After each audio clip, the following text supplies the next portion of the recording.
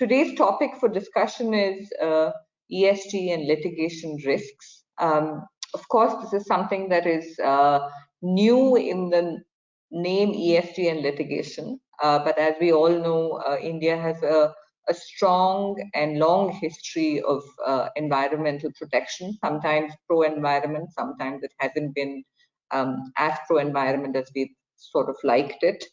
We've also have a strong history of social litigation, from a labor law to workplace protection recently, and more prominently, protection of sexual harassment at the workplace. And governance issues, of course, have been here for a long, long time, and we continue to see it every day in our press. Sometimes quite bizarre and sometimes not so bizarre.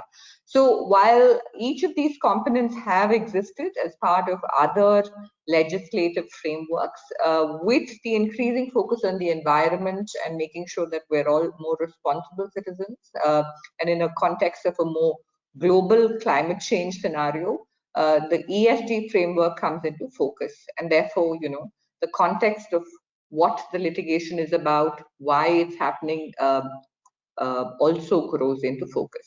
So there's clearly an increased duty of care, and this increased duty of care means that if there is a breach, you will have a situation where there is litigation. This means that the effect of ESG on litigation ensures that all entities, particularly companies and corporates, have to protect themselves and ensure that that is really the case.